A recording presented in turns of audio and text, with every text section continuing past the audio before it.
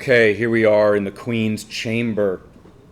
The queen and Polonius are there, and Polonius tells the queen that Hamlet is on his way, um, and that Polonius will be hiding, and that he can call her when if she needs his help. Okay, so Hamlet comes in, and there's first of all, this is the first scene we've witnessed that is only Hamlet and the Queen, right? Yes, Polonius is there, but Hamlet doesn't know that, so he's treating this like a private confrontation between himself and his mother. We have not seen any examples yet of him challenging his mother directly or anything that's gonna come here. So this is a critical moment. All right. So Hamlet begins with his pretty standard wordplay, right? We saw this in the very first scene when he was in the court with the king and queen, and here he continues on with it, right? He says to her, "What's the matter?" She says, "You have thy father much offended," and he comes right back at her, right? Because look, that's not his father. That's his uncle. It's the king, but it's not his father. And so he comes right back at her, and he says, "No, mother, you have my father much offended. You've offended my father, my real father, King Hamlet." Right? And then she says, come, you answer with an idle tongue. Go, you question with a wicked tongue."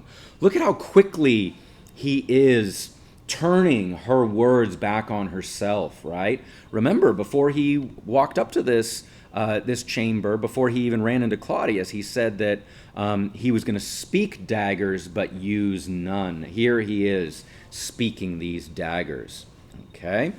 And the queen says, "Have you forgotten me? Have you forgotten, what I mean to you, how I care about you? Have you forgotten how important I am to you?" And he says, "No, by the rod, no, I haven't forgotten you. Or by the rood, sorry, the cross. By the cross, no. You are the queen. You are your husband's brother's wife. And were it not so, you are my mother." Right? That is ruthless, harsh. So Hamlet continues on, being rather aggressive, rather accusatory. He says, he's going to set you up a glass, right? Meaning, I'm going to put you in front of a mirror and make you look inside yourself to the inmost part of you. And then she responds, "What are you going to do? Are you going to murder me?" And then she asks for help. And immediately Polonius, from behind the arras, the tapestry, says, "What? Ho? Help?"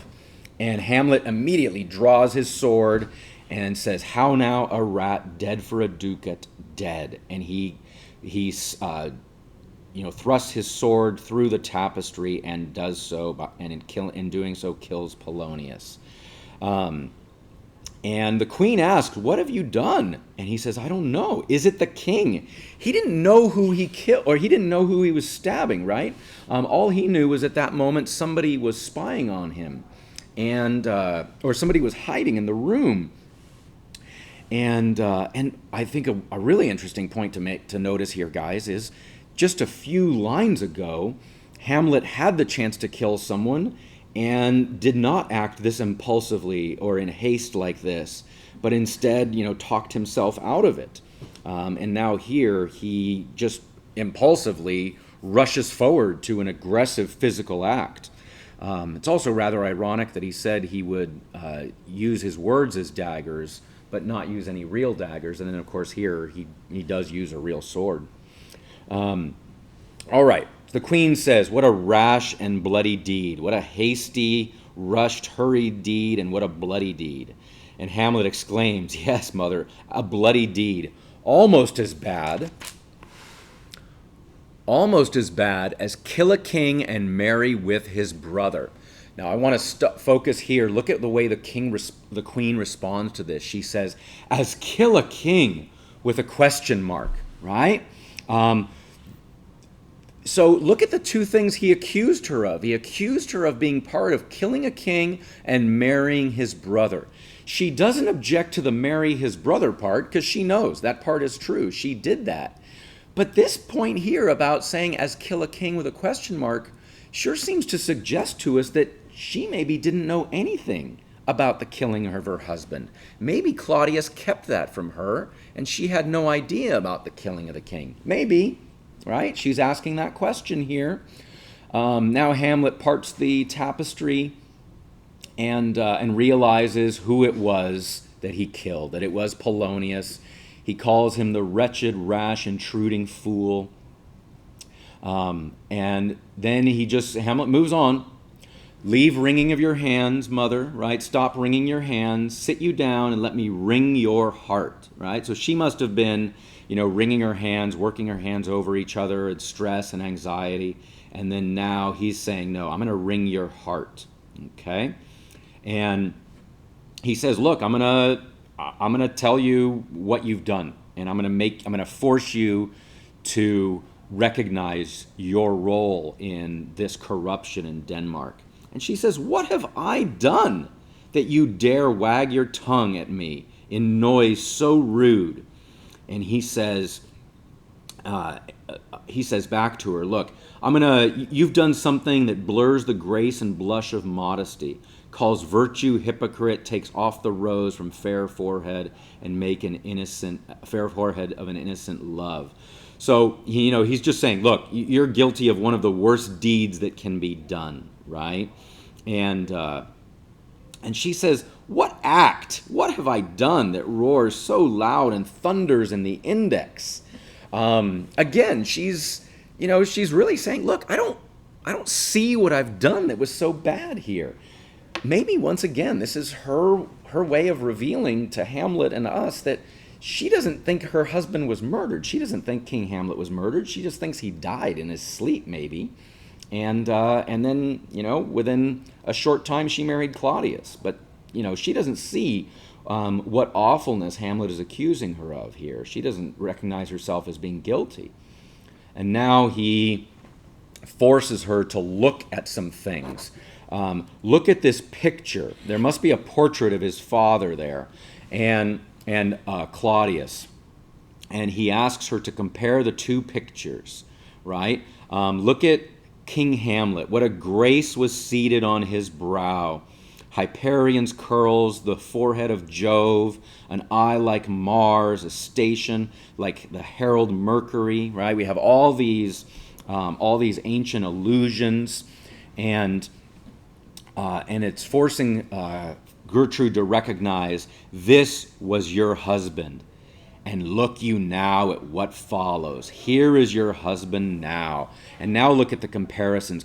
Rather than all these classical allusions, he's like a mildewed ear.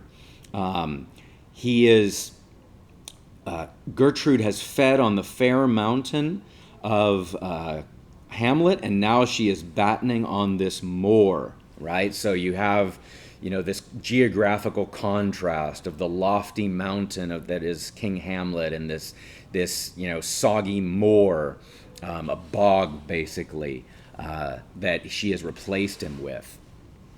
He goes on here to say, look, I don't even know why you would have done this. You can't call it love, right? Because at your age, the heyday in the blood is tame, meaning your desire is not as strong. So it can't just be sexual love. Because at your age, your desire would wait upon your judgment. And he asks her, what judgment could have led you to step from this King Hamlet to this King Claudius? All right. So he goes on to here to continue to accuse her. He says, oh, shame, where is thy blush, right? You should be ashamed at this. Why aren't you blushing red at this awful thing you've done? Okay. And he's really gotten to her, right? Look at her first response after having to look at these pictures, these portraits. She says, oh, Hamlet, speak no more. Thou turnest my eyes into my very soul, and there I see such black and grained spots as will not leave their taint.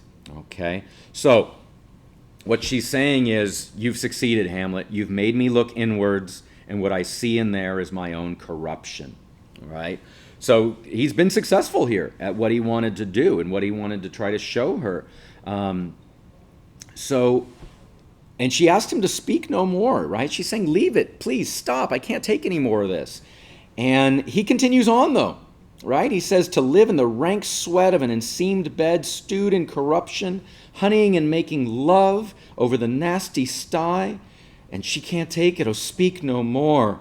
These words like daggers enter in my ears. No more, sweet Hamlet, please. Again, look at that language she uses, like daggers. He's doing exactly what he set out to do. He said he was going to use words like daggers. He's being true to his word here. And of course, she said for the second time now, third time, speak no more. And he keeps going. A murderer and a villain, a slave that is not a 20th part the tithe of your precedent Lord. And she interrupts him as he continues and says no more. And at this point, the ghost returns and enters. I'm going to pause right here because otherwise this screencast is going to be 40 minutes long. So let me pause right here with what we've just seen so far. We've seen a murder of Polonius. The body. Set your marks down because you need to keep track of the body count from this point forward. We now have one down, Polonius. It was an accidental murder. He didn't mean to kill Polonius, but we have the death of Polonius, and now we have this initial part of the confrontation with Gertrude. Okay, so we'll pause here and pick up next with the arrival of the ghost.